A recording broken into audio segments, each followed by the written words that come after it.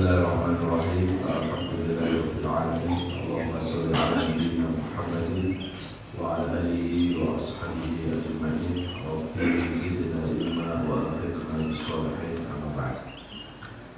Jemaah salat subuh yang dirahmati Allah.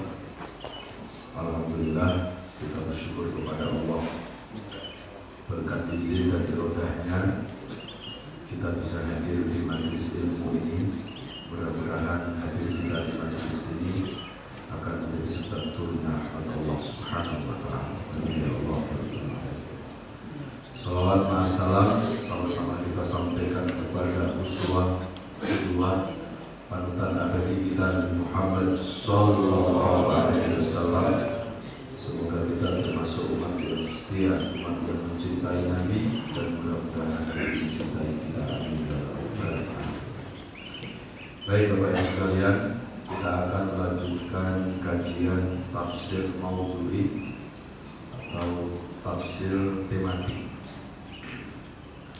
Kesempatan kali ini kita akan mengkaji surat Al-Hajj, surat 22 ayat 1 dan 2. Surat Al-Hajj surat 22 ayat 1 dan 2.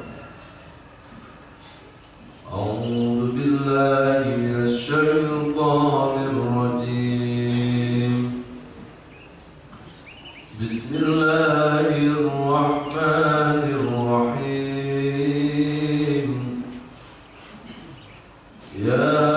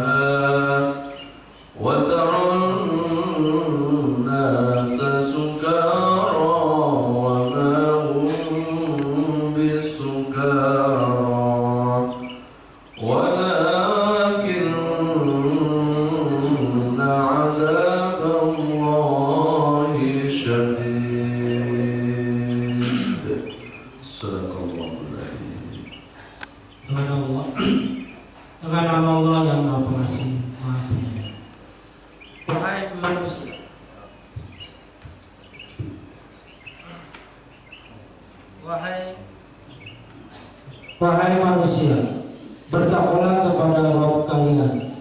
Sungguh guncangan hari kiamat itu adalah suatu kejadian yang sangat besar. Ingatlah pada hari ketika kalian melihatnya guncangan itu. Semua perempuan yang menyusui anaknya akan lalai terhadap yang disusuinya, dan setiap perempuan yang hamil akan keguguran kandungannya. Serta kamu melihat manusia dalam keadaan mabuk, padahal sebenarnya mereka tidak mabuk, tetapi azab Allah itulah yang sangat keras. Maha Allah dengan segala firman.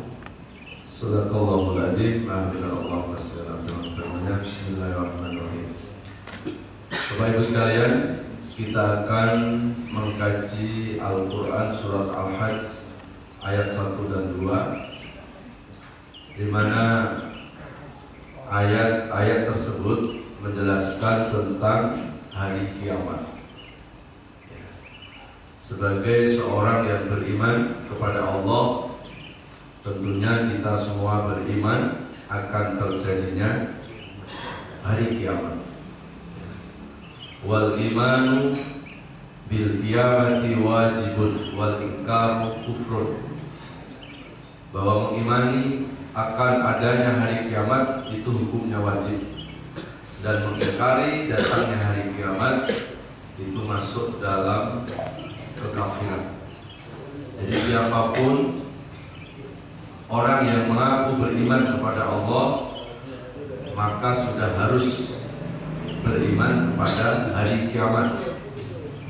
Kalau ada orang meragukan tentang datangnya hari kiamat, berarti diragukan keimanannya kepada Allah Subhanahu wa Ta'ala.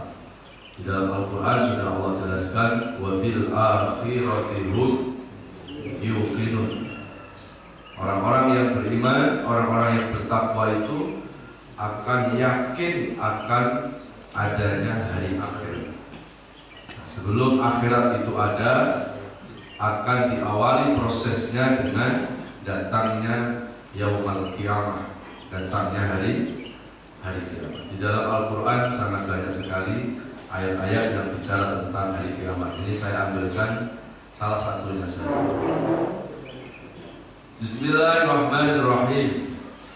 Ya ayyuhan nas, wahai seluruh manusia, ittaqu rabbakum, bertakwalah kepada Tuhan, bertakwalah kepada Allah Subhanahu wa Ta'ala.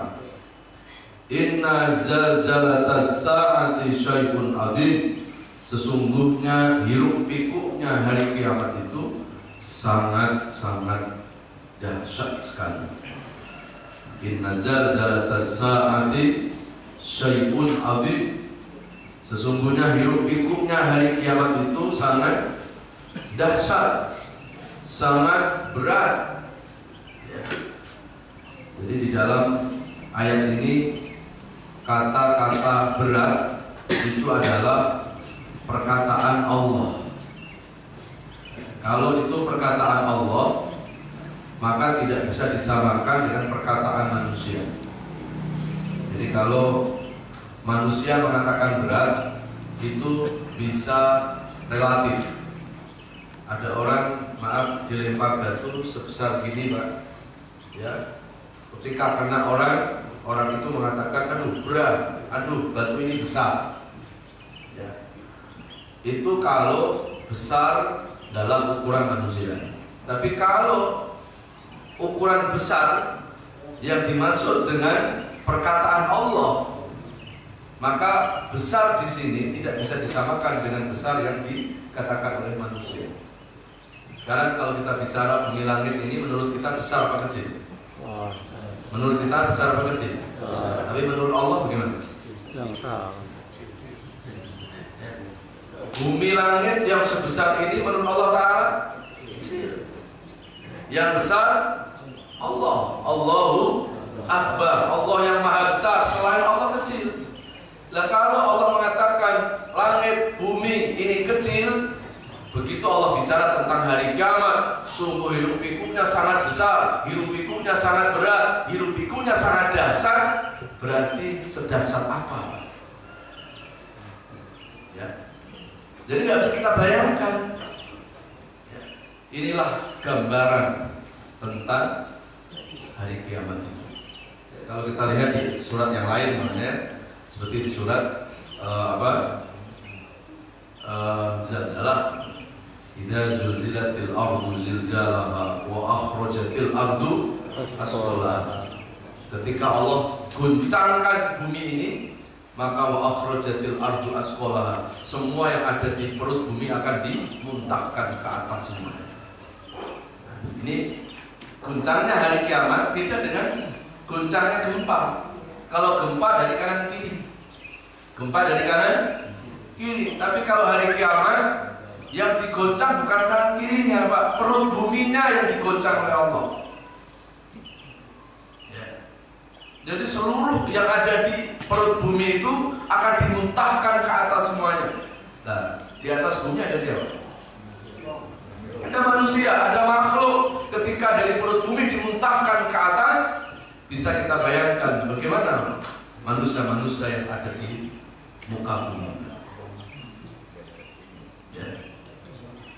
Jadi belum lama ada gempa yang terjadi di Serang saja. Ya, kita sudah merasain loh, Pak, jalan sempoyongan. Padahal goncangnya cuma di apa? Di permukaan. Ya. Goncangannya dari kanan ke kiri saja kita udah bingung. Hanya berapa menit saat itu? Oh, enggak ada ukuran menit, Pak. Ya. Peristiwa itu saya lagi ada kajian di mana tuh, di Bebas sponsor. Jenderal Sudirman. Saya ada di lantai 21, Pak. Ya. Itu semua jamaah seketika langsung pada pucat. Ya. Pada apa? Karena kalau ketinggian itu ketika gempa terjadi kan terasanya Lebih. beda kalau kita di apa? Di tempat yang rendah atau tempat yang bawah. Itu hanya berapa detik, Pak, sudah menghilangkan kadang-kadang akal kesadaran kita. Ya, itu jamaah langsung apa, Pak? Bubar. Ya, sudah nggak mikirin ustadz. Sudah nggak mikirin apa? Ustaz. Ustadz, dia ngundang dia. Ya, bahkan pembawa acaranya langsung kabur aja. Nggak digendong ustaznya. Padahal kalau terjadi apa-apa sama ustadz, yang tanggung jawab yang undang. Ya udah. Ini lupa. Hanya berapa detik saja. Nah, ini hari kiamat, ya Allah, Pak. Tidak ada yang namanya bumi semuanya itu akan diguncangkan oleh Allah. Itu terjadi di Serang. Mungkin yang di Medan nggak ngerasain. Mungkin yang di Aceh nggak ngerasain.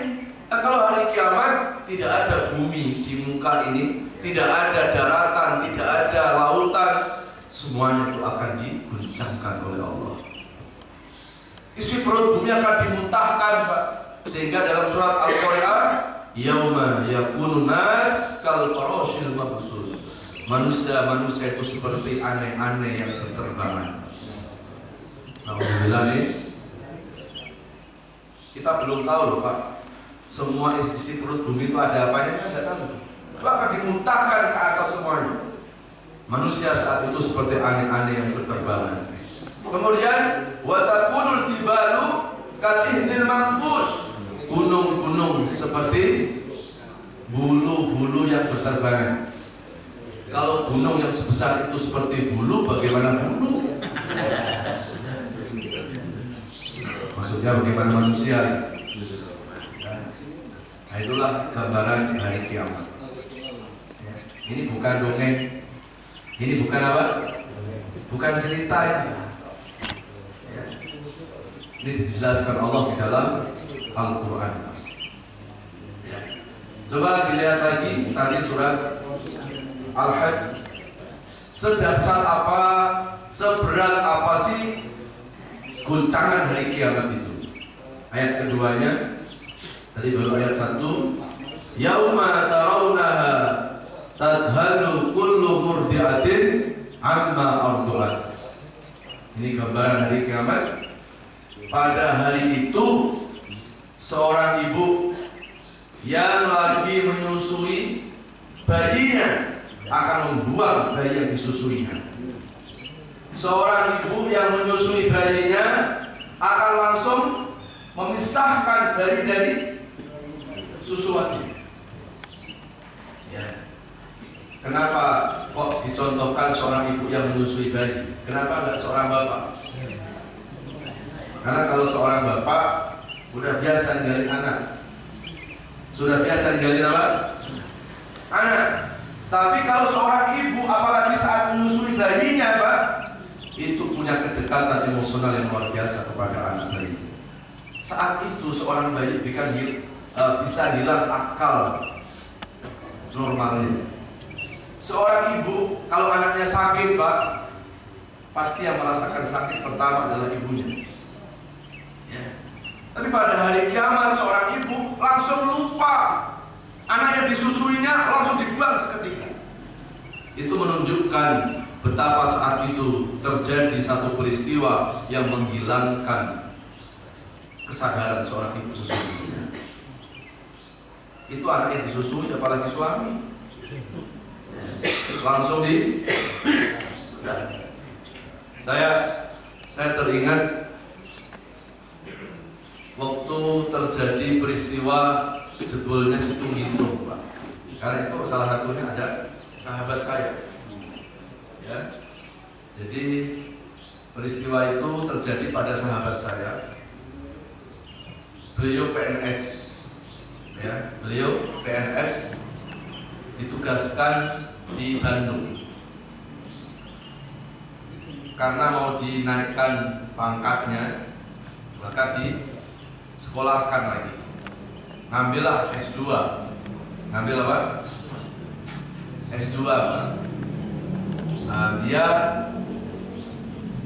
keluarganya dan istrinya ada di Bandung.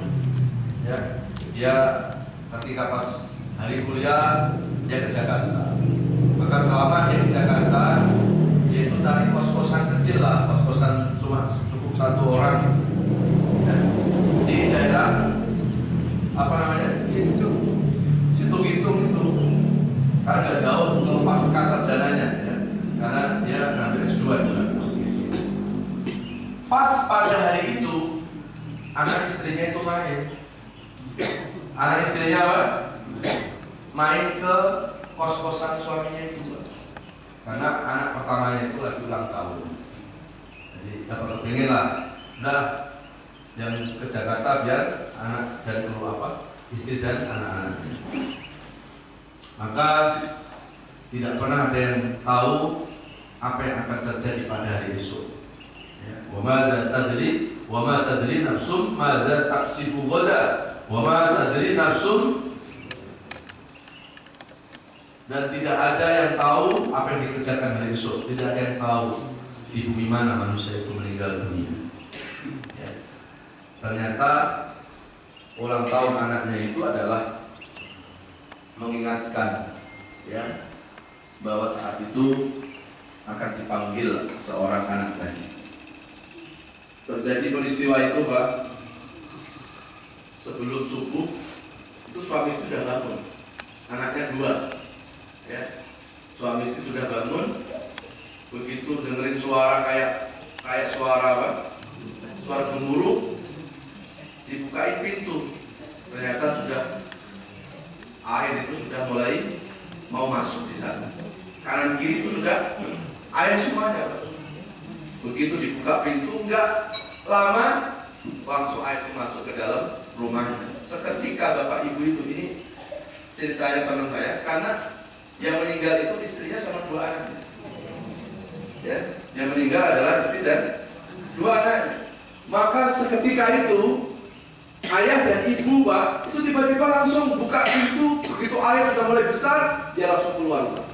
Sama sekali dia tidak sadar kalau di kamar itu ada anaknya yang masih tidur. Coba kita bisa bayangkan, itu yang terjadi cuma lokal. Banjirnya banjir apa? Hanya lokal kan? Seorang ayah ibu bisa lupa seketika, Pak, kepada anaknya. Ya, begitu sudah keluar rumah, ya, itu langsung kenceng airnya. Beberapa menit baru saja, ya, istrinya terutama, Mas, kan ada anak kita yang masih di dalam kamar, tapi di rumah sudah penuh air. Naluri seorang ibu, Pak, pasti punya apa? Punya sensitivitas, intuisinya sangat kuat. Walaupun keadaan seperti itu, seorang ibu itu langsung lari masuk ke, nggak pakai hitungan detik, rumah itu langsung ke gerus air, rumah itu roboh. Ya, ada itu dan dilarang sama suaminya. Dan ternyata 2 anak dan istri saat itulah harus datang ajalnya. Saya mengingat ayat ini, kalau hanya cuma terjadi sesuatu yang lokal saja, bisa ayah ibu lupa anaknya. Bagaimana kalau terjadi hari kiamat? Yang ini terjadi keseluruhan, tidak ada bumi yang tidak diguncangkan oleh Allah pada hari kiamat. Ya, ya Allah, makanya Allah ingatkan kita supaya kita ittaqu rabbakum, untuk menghadapi kiamat yang begitu dahsyat, Pak. Tidak ada yang perlu kita takuti. Yang harus kita takuti adalah Allah. Jangan takut hari kiamatnya, tapi takutlah kepada ittaqu rabbakum. Ya. Jadi dari kisah yang saya sampaikan tadi, ini menunjukkan betapa hari kiamat itu tidak bisa dibayangkan, ya. Peristiwa-peristiwa yang besar sekarang ini, Pak, itu belum seberapa kalau dibanding dengan hari kiamat yang sesungguhnya. Dan kalau nggak salah sehari dua hari itu, ya ini saya melanjutkan tadi Pak, yang akhirnya dievakuasi dan ternyata ada satu jenazah, ya, di mana seorang ibu itu lagi merangkul anaknya, ya, dan itulah peristiwa yang terjadi pada keluarga, ya, yang hanya cuma terjadi banjir lokal saja, seorang orang tua bisa lupa kepada anaknya, apalagi kalau itu hari kiamat. Coba dibuka di ayat yang lain, surat Luqman, surat 31 ayat 33. Bagaimana posisi seorang anak dan orang tua nanti pada hari kiamat? A'udzu billahi minasy syaithanir rajim. Bismillahirrahmanirrahim. Ya ayyuhan nasu taqu. Surat Luqman. Ya betul ya, ayat 33. Ya ayyuhan nasu taqu rabbakum wakhshaw yawman la yajzi walidun an waladihi wala mawludun an walidihi syai'an inna wa'dallahi haqqan fala taghurrannakumul hayatud dunya wala yaghurrannakum billahi al-ghurur. Satu lagi, 34. Inna Allah indahu ilmus sa'ah wa yunazzilul ghaitha wa ya'lamu ma fil arham wa ma tadri nafsun madza taksibu ghadan wa ma tadri nafsun bi ayyi ardin tamut inna Allaha 'alimun khabir.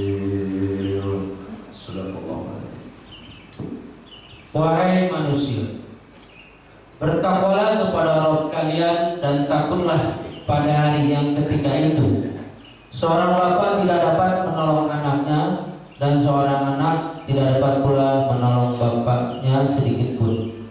Sungguh janji Allah pasti benar. Maka janganlah sekali-sekali kalian terpedaya oleh kehidupan dunia, dan janganlah sampai kalian terpedaya oleh penipu dalam menanti Allah. Cukup satu ayat dulu. Wahai manusia, takutlah kepada Allah dan takutlah terhadap hari kiamat di mana seorang ayah tidak bisa menolong anaknya. Ya, jangan hari kiamat yang hitung-hitung aja nggak bisa menyelamatin anaknya. Nggak bisa seorang ayah nyelamatin istrinya, nggak bisa seorang suami nyelamatin istrinya, nggak bisa seorang ayah menyelamatkan keluarganya. Apalagi hari kiamat. Ya. Seorang orang tua tidak bisa nyelamatin anak, anak pun nggak bisa nyelamatin orang tua. Maka Allah pesankan kepada kita, fala taghurrannakumul hayatud dunya, jangan kesenangan dunia itu memperdaya dalam kehidupan kita. Jadi artinya jangan kita terpesona, terlena dengan kehidupan dunia ini. Akan ada yang namanya hari kiamat. Hari kiamat itu akan menggulung, akan mengakhiri kehidupan dunia yang kita cintai. Ya. Dan jangan sampai setan itu memperdaya, menipu dalam keberadaan kita, dalam kehidupan dunia kita. Ayat 34. Sesungguhnya hanya di sisi Allah ilmu tentang hari kiamat. Nah, yang pertama, hari kiamat itu yang tahu hanya Allah. Yang tahu tentang ilmu, yang tahu tentang datangnya kiamat, kapan pastinya, yang tahu hanya Allah. Ya, jangankan kelasnya manusia biasa. Rasulullah aja ketika ditanya, "Kamisa, kapan itu datang hari kiamat?" Maka Nabi gak pernah langsung menjelaskan bahwa hari kiamat itu terjadi hari A, bulan A, tahun A, tidak pernah. Ya, dalam satu riwayat memang Nabi pernah menjawab bahwa hari kiamat itu terjadi pada hari Jumat. Ya, tapi ketika ditanya Jumat kapan, wallahu a'lam. Beberapa riwayat-riwayat di dalam hadis yang pernah saya baca, kenapa hari kiamat itu hari Jumat? Karena awal Allah menciptakan dunia ini pada hari Jumat dan akan diakhiri dunia ini juga hari Jumat. Awal Allah menciptakan Nabi Adam itu juga pada hari Jumat. Jadi Allah menciptakan permulaan itu pada hari Jumat dan nanti akan diakhiri hari Jumat. Ya. Jadi kalau ada orang yang sok tahu, sok toy, ya, yang ramal-ramal tentang hari kiamat, wajib kita nggak boleh percaya. Karena jelas yang tahu hari kiamat hanya Allah. Ya. Dulu pernah ada yang ramal katanya kiamat datang tahun 2012 bulan 12 tanggal 12 jam 12. Ternyata yang ramal sebelum tahun 2012 sudah kena kiamat duluan. Siapa dulu yang ramal itu? Siapa yang ramal? Nah, berarti pentuhan. Sampai apa? Jadi hari kiamat yang tahu hanya Allah. Lanjut. Dia yang menurunkan hujan. Nah, termasuk hujan. Jadi hari kiamat yang tahu hanya Allah. Kemudian yang menurunkan hujan. Hujan itu juga hak prerogatif Allah. Jadi nggak boleh kita percaya sama pawang hujan. Ya, nggak boleh percaya sama pawang. Kalau percaya sama BMKG boleh. Boleh. Kalau BMKG itu ada ilmunya, ada sekolahnya, Pak. Ada disiplin ilmunya. Ya. Dan kalau pawang hujan dari mana ilmunya, sekolahnya di mana? Loh bener Pak, saya pakai pawang hujan nggak jadi hujan, berarti pawang hujan hebat. Yang hebat bukan pawang hujan, yang hebat Allah nggak jadi nurunin hujan. Apalagi masih ada mitos, ada kepercayaan kalau mau nggak hujan ambil sapu lidi, terus dia apa? Ada cabai, ada bawang ditusuk, taruh di depan pintu, insya Allah nggak jadi hujan. Ini orang yang masih percaya dengan ini, ya suruh baca ayat ini Pak. Nggak boleh. Kalau itu masih belum manjur juga, kancut bolong lempar ke genteng. Kancutnya bawa bapak dari hilang buang istrinya ke atas genteng untuk musir hujan. Nggak dibolehkan. Ayatnya sudah jelas itu. Ya, Pak Ustaz, itu mendung pasti hujan. Nggak ada pasti. Allah bisa menurunkan hujan tanpa mendung. Makanya hujan itu hak prerogatif Allah. Wa anzala minas samaa'i ma'an fa akhraja bihi minas samarati rizqan lakum fala taj'alu lillahi andada wa antum ta'lamun. Dialah Allah yang menurunkan air hujan dari langit, kemudian dari langit turunlah air hujan, kemudian fa akhraja bihi minas samarat, tumbuhlah kemudian buah-buahan, tumbuhlah pohon-pohonan. Itu semuanya untuk menyejahterakan manusia. Jadi jangan pernah menolak hujan. Jangan pernah kita menyalahkan hujan kalau terjadi banjir. Yang salah itu bukan hujannya, yang salah manusianya. Allah itu sudah tahu Pak, kenapa Allah turunkan hujan? Karena Allah tahu kebutuhan makhluk yang ada di bumi ini. Kan nggak cuma hanya mikirin manusia Allah itu. Allah mikirin tumbuhan, Allah mikirin rumput, Allah memikirkan tanam-tanaman. Kalau akhirnya hujan itu mengakibatkan banjir, jangan pernah kita menyalahkan hujannya. Ini pasti ada kesalahan dari manusia. Banyak manusia memanfaatkan alam ini, tetapi tidak memikirkan keseimbangannya. Saya mau tanya sama Bapak Ibu, 20 tahun yang lalu kalau Jakarta banjir, kalau Jakarta hujan 1 jam, 2 jam yang intensitasnya lebat Pak, jarang kita dengar berita akan terjadi apa? Banjir. Tapi sekarang coba kita lihat hujan 1 jam saja, asal intensitasnya tinggi, coba lihat berita di mana-mana sudah terjadi banjir. Pertanyaannya, kenapa 20 tahun kok nggak seperti sekarang? Karena dulu masih banyak resapan-resapan air. Ya, sekarang resapan air sudah berubah jadi mall, sudah berubah jadi apartemen, dan tidak kemudian dipikirkan drainase yang bagus, tidak dipikirkan resapan air di sekitar itu, Pak. Akhirnya ketika air turun sudah nggak punya tempat parkir lagi. Parkirnya sudah dibuat rumah-rumah dan akhirnya di depan rumah-rumah kita, masuk rumah-rumah kita, itulah air. Kenapa itu terjadi banjir? Apalagi sampai menyalahkan Allah, nggak boleh. Ya, menyalahkan itu sih pada buang sampah sembarangan di apa? Di kali. Oke, itu kita juga tidak mentolerir. Itu perbuatan yang salah. Tapi jangan cuma rakyat kecil yang selalu disalahkan, Pak. Berapa banyak pengembang-pengembang yang kerjasama dengan Pemda nakal yang harusnya itu jalur hijau, supaya sudah berubah kok jadi mall, jadi tempat perbelanjaan. Itu harusnya kan untuk resapan air. Berapa banyak situs-situs yang mulai berubah, ya. Jadi nggak bisa kita hanya menyalahkan rakyat kecil saja, ya. Tapi pengembang-pengembang nakal yang kong kali kong dengan pemerintah daerah, yang tadinya itu jelas itu untuk penghijauan, itu untuk resapan air, ternyata sudah berubah fungsi. Jadi yang salah siapa? Yang salah siapa ya? Allah ingatkan dalam surat 31 ayat yang ke-21, alam tarau annallaha sakhkhara lakum ma fis samawati wa ma fil ardh wa asbagha 'alaikum ni'amahu dhahiratan wa batinah wa minan nasi man yujadilu fillahi fil ghairi ilmin wa la hudan wa la kitabin munir.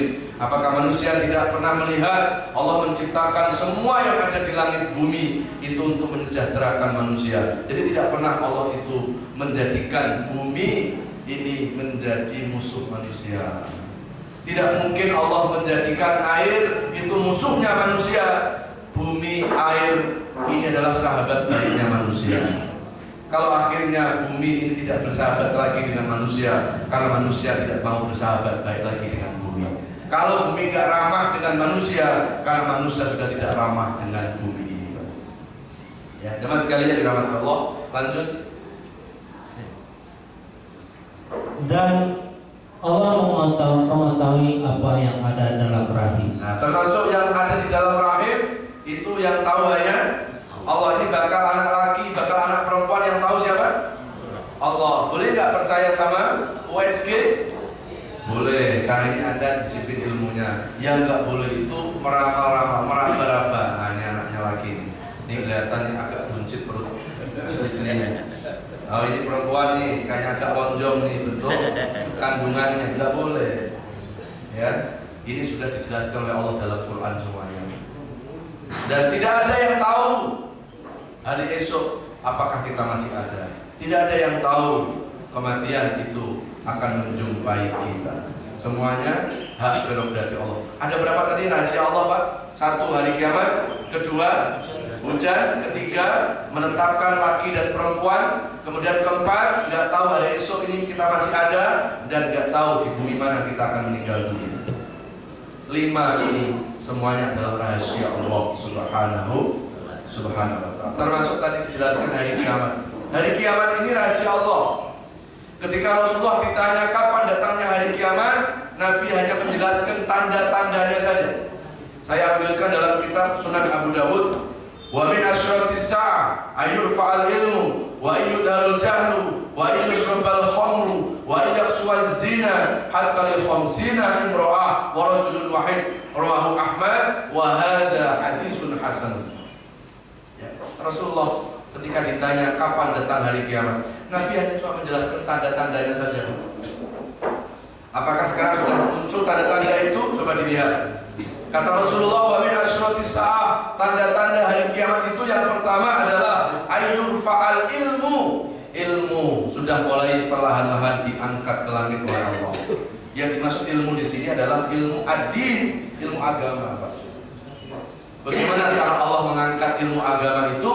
Innallaha yaqbidul ilma intiza'an walakin yantazi'uhu bi qabdi ruhil ulama. Sesungguhnya Allah mengangkat ilmu agama dari muka bumi cukup dengan mewafatkan para alim ulama, dan setelah banyak wafatnya ulama tidak ada regenerasi, tidak ada yang meneruskan ulama itu. Sudah muncul sekarang? Sudah nampak? Sudah nampak? Sudah. Kalau hari ini kita cari pengganti pejabat, banyak apa tidak? Banyak apa tidak? 2018, 2019 orang berebut kursi, orang berebut jabatan. Jangankan jabatan-jabatan yang sangat sangat krusial, dari mulai tingkat RT, tingkat RW saja sekarang sudah mulai berlomba-lomba. Ya, sudah mulai berlomba-lomba. Coba bandingkan Pak dengan penerus generasi para ulama. Ya, bahkan ada orang tua malu kalau anaknya itu dimasukkan pesantren. Karena image kalau anak masuk pesantren, orang itu bertanya, anak masuk pesantren? Iya. Emang nakal? Emang apa? Jadi seolah-olah pesantren itu untuk pembuangan anak. Terus ada lagi, kalau anak masuk pesantren nanti kerja di mana? Nanti makan apa? Ya, maaf Pak, kalau akhirnya perlahan-lahan ilmu agama ini sudah mulai diangkat ke langit oleh Allah, itu karena banyaknya umat Islam yang tidak menyiapkan generasi penerus para ulama-ulama kita terdahulu. Coba kita lihat Pak, ulama-ulama dahulu. Andai sekarang ini ulama ada, tidak mungkin ulama sekarang ini akan menyamai, akan sekapabilitas keilmuan ulama-ulama dulu. Kita dulu pernah punya ulama Ibnu Sina. Ibnu Sina itu hafal hadis, ahli fikih, tetapi beliau juga menemukan ilmu kedokteran. Ya. Kita punya Al-Jabbar, ya, yang dia bukan hanya cuma ahli falak, tetapi dia juga menemukan tentang ilmu hitung-hitungan. Kita dulu pernah punya ulama Imam Syafi'i, ya, Imam Syafi'i 7 tahun sudah hafal Quran. 7 tahun hafal Quran berapa? 7 tahun sudah hafal Quran 30 juz. Imam Syafi'i 30 juz, bukan juz 30. Ya, 12 tahun hafal kitab Al-Muwatta, kitab hadis yang dikarang oleh gurunya Imam Al-Maliki. Namanya kitab Muwatta. Itu hampir 1 juta hadis yang Syafi'i hafal. Coba hari ini kita lihat, banyak ulama-ulama sekarang ini ahli hadis, paling hafal kadang tekstual, belum tentu sanadnya, belum tentu rawinya. Imam Asy-Syafi'i hafal sanadnya, hafal matannya, bahkan termasuk rawi, riwayat-riwayat yang langsung menembus sampai kepada Rasulullah Muhammad SAW. Ya, semakin hari Pak, ilmu agama ini diangkat ke langit oleh Allah. Ya. Dan oleh karena itu sampai Rasulullah mengingatkan, man lam yahzan bi mauti ulama'ina fa huwa munafiqun. Barang siapa yang tidak sedih, yang tidak risau ketika ulamaku meninggal dunia, fa huwa munafiqun, maka orang itu telah munafik. Jadi kalau ada ulama meninggal Pak, kita harus sedih, pertanda ilmu sudah mulai diangkat ke langit oleh Allah. Ya. Maka sampai Rasulullah juga mengingatkan, al ulama warasatul anbiya, faman akramahum faqad akramallahu wa rasulah, wa man ahanahum faqad ahanallaha wa rasulah. Ulama adalah pewaris para nabi. Barang siapa memuliakan ulama, maka sama dengan memuliakan Allah dan Rasulnya. Barang siapa yang menghina ulama, barang siapa yang mengkriminalisasi ulama, bagaimana yang menjelek-jelekkan ulama, sama dengan dia telah menghina Allah dan menghina nabinya. Ya. Jadi kita bisa tahu tentang kebenaran, tentang agama itu karena ilmunya para alim ulama. Termasuk saya bisa menyampaikan ceramah di tempat ini, itu juga karena ilmu dari ulama-ulama kita. Harus kita kembalikan kemuliaan para ulama ini. Dan ulama-ulama kita ini nggak bisa kita pisahkan dalam memerdekakan negeri ini. Ya, ikut andil besar. Ya. Jadi jangan sampai kalau ulama berani menyampaikan tegas terhadap kezaliman, berani menyampaikan amar ma'ruf nahi munkar, seolah dianggap anti NKRI. Yang cinta negeri ini bukan cuma pemerintah, ulama juga cinta. Dalam sejarah ulama-ulama kita sudah banyak mengorbankan harta bahkan jiwanya untuk merdekakan negeri ini. Jemaah sekalian yang dirahmati Allah Subhanahu wa taala. Kemudian yang kedua, tanda-tanda kiamat yang kedua adalah ayyudarul jahlu, jahiliyah akan muncul lagi. Ya, jahiliyahnya sama, hanya beda casingnya saja. Dulu jahiliyah pada zaman Rasulullah yang disembah apa? Berhala. Jadi disembah apa? patung. Sekarang patung-patung ada nggak di rumah kita, Pak? Sudah nggak ada. Sekarang sudah berubah. Patungnya, berhalanya sudah berupa jabatan, sudah berupa harta. Berapa banyak orang yang mencintai harta, mencintai jabatan melebihi dari mencintai Allah. Berarti sesungguhnya dia telah menomorsatukan harta jabatan dan menomorkesekiankan Allah. Dengar panggilan azan, Allahu Akbar, Allahu Akbar. Sudah dikasih tahu pas itu sudah azan, baru azan. Sudah iqamah, baru. Sudah jam 1 Mas, baru jam. Sudah jam 2 baru jam.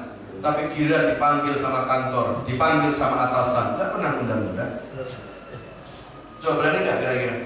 Tiba-tiba atasan telepon, tolong ya datang sekarang.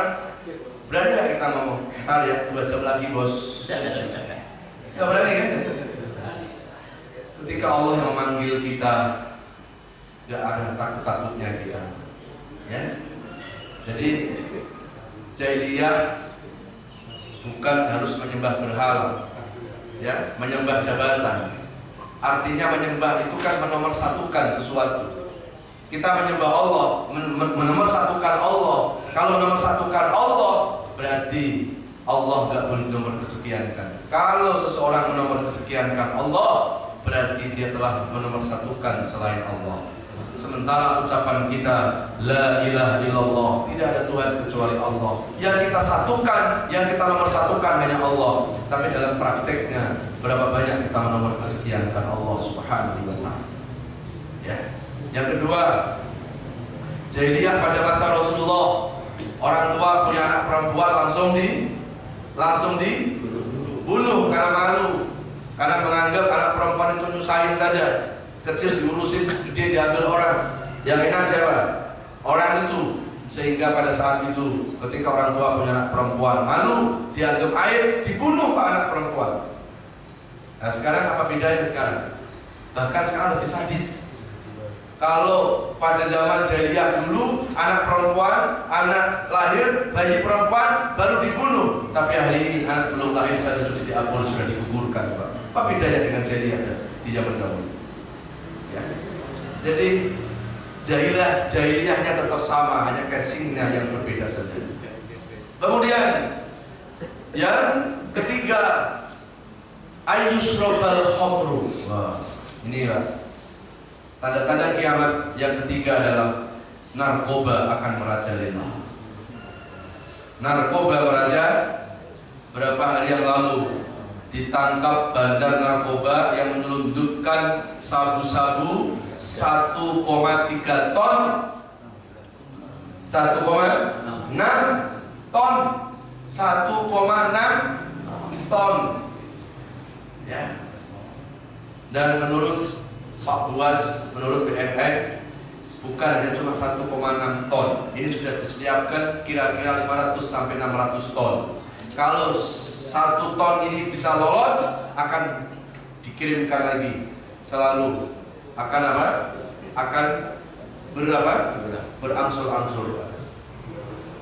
Kalau negeri ini sudah menjadi konsumen narkoba, apalagi beberapa kali polisi menangkap, bukan hanya negeri ini menjadi konsumen narkoba, tapi ternyata sudah menjadi produsen. Karena produksi narkoba pun sudah dibuat di negeri ini.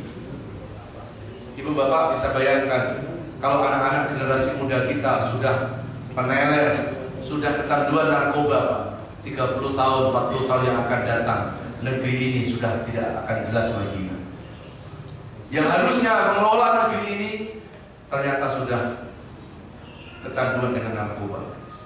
Ya. Jadi benar kata seorang profesor dari Amerika, seorang profesor Michael Hart, bahwa narkoba ini adalah sebuah skenario besar, sebuah konspirasi busuk untuk menghancurkan keberadaban, untuk menghancurkan peradaban manusia di muka bumi ini. Ya, ini nggak bisa dianggap sepele, Pak. Menurut BNN, korban narkoba, Pak, dalam sehari itu 40 sampai 40 anak bangsa mati sia-sia setiap 1 hari. dan dia nomor 2 tingkat tertinggi kematian setelah kecelakaan lalu lintas. Kecelakaan lalu lintas itu 60-70 orang per hari, narkoba 40-50 per hari. Lebih berbahaya daripada teroris. Ya. Jadi kalau ada teroris satu saja, segitu luar biasanya pemerintah menyikapi. Ya. Padahal maaf, kita bukan mentolerir tindakan teror itu, Pak. Tetapi kok terlalu jauh ketika menangani tentang kasus narkoba ini. Ya. Kalau teroris, Pak, belum tentu setahun sekali terjadi. Dan korbannya maaf bisa dihitung. Tetapi narkoba setiap hari, Pak, anak-anak bangsa ini mati sia-sia. Hari ini kita ngomong waktu yang mati orang lain, yang matikan anaknya si A. Apakah ada jaminan, Pak, narkoba itu nggak terjadi dalam keluarga kita? Apakah kita menjamin bahwa anak saya, cucu saya awasi? Sekarang sejauh mana orang tua bisa mengawasi anak-anaknya? Hanya di rumah saja, di luar rumah siapa yang mengawasi mereka, Pak? Ya, nauzubillah nih. Di DKI ada 36 tempat hiburan yang akan mau ditutup oleh pemerintah. Kan terindikasi di situ dibuat pengedaran narkoba. Karena di sini ada uang besar. 2017 3.700 TNI dipecat karena hubungan dengan narkoba. 4.900 polisi pun dipecat karena berhubungan dengan narkoba. Ini artinya apa? Artinya kenapa dari luar bisa masuk ke dalam? Ternyata ada pengkhianat bangsa. Dia hanya memikirkan uang besar, tidak memikirkan bagaimana generasi-generasi yang akan memegang kendali negeri ini. Dan ini nggak bisa pemerintah kemudian hanya apa? Hanya dengan sikap-sikap, ya, sikap-sikap yang biasa. Harus ada sebuah sikap yang luar biasa. Kalau udah jelas itu bandar, Pak, hukum mati sudah. Ya, setuju nggak, Pak? Oke lah, kalau itu korban lah, oke lah kita rehab, kita masih tolerir, Pak. Karena namanya aja, Pak, korban. Tapi kalau udah jelas yang menyelundupkan itu ketangkap, udah jelas kan itu. Dan saya yakin nggak mungkin polisi itu nggak bisa menangkap, Pak. Dari mana ini jalurnya? Asalnya dari mana? Harusnya bisa diusut, Pak. Karena negeri ini bukan negeri yang pecandu, bukan negeri yang peneler. Ya Allah, nggak tahu lah negeri ini, Pak. Sudah dihancurkan dari sisi ekonominya, sudah dihancurkan dalam urusan-urusan tata kelola. Ya. Kemudian kalau sudah hancur pula mental anak-anak bangsa ini, Pak, ya, kita nggak akan bisa menikmati keindahan negeri kita sendiri. Jadi pemerintah harus tegas, jelas bandar, hukum mati. Nanti akan muncul ini melanggar HAM. Nah ini yang repot. Yang membuat HAM siapa sih, Pak? Pemerintah. Ya, yang membuat HAM siapa? Yang membuat HAM itu negara yang pertama kali melanggar HAM. Ya. Jadi sekarang ini HAM udah kayak lebih dari agama. Orang banyak takut dengan HAM, nggak takut dengan Tuhan. Semuanya alasannya melanggar HAM. Orang tegas terhadap LGBT dianggap melanggar HAM. Ya. Udah jelas itu bandar harus ditembak mati, melanggar HAM. Loh, kita tembak satu orang untuk menyelamatkan jutaan orang. Harusnya yang dialamatkan melanggaran mereka dong. Jelas bangsa kita jadi korban kok. Kita doakan 2019 mudah-mudahan Pak Ustadz jadi presiden. Amin. Aminnya nggak ikhlas pada ketawa. Bukan. Amin pada ketawa. Amin. Akan diterima sama Allah.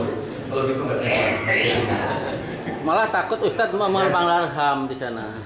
Di Quran sudah Allah jelaskan, Al-Maidah surat kelima ayat ke-90, innamal khamru wal maisiru wal ansab wal azlam rijsun min amali syaitan fastalibuhu la'allakum tuflihun. Sesungguhnya narkoba itu perbuatan keji, Pak. Keji itu lebih dari dosa. Di Quran itu ada bahasa keji disematkan pada 3 besar dosa. Pertama zina, kedua LGBT, ketiga adalah narkoba. Jadi bahasa keji itu lebih dari dosa. Kemudian yang terakhir, tanda-tanda kiamat adalah ayat suwaz zina. Zina akan merajalela. zina akan merajalela hatta li khamsina rajulun wahid, sehingga pada masa itu kata Nabi satu laki-laki bandingannya 50 perempuan. Sudah terjadi sekarang? Sudah terjadi? Kalau ini sudah terjadi, Pak, maka bersiap-siaplah kita untuk selalu berusaha memperbaiki diri. Jangan-jangan tanda-tanda kiamat sudah nampak, ini artinya tanda-tanda kiamat sudah jelas akan mendekatkan terjadinya kiamat yang sesungguhnya. Semoga apa yang disampaikan ini ada manfaatnya, insyaallah. Amin ya Allah ya Rabbal alamin. Baik, saya kira itu kajian hari ini. Mohon maaf tidak ada tanya jawab ya. Itu sotonya nanti keburu dingin. Alhamdulillah. Demikian Bapak Ibu jamaah sekalian. Dan kalau ingin mendengar lagi kajian Ustadz bisa dilihat di YouTube, insya Allah kita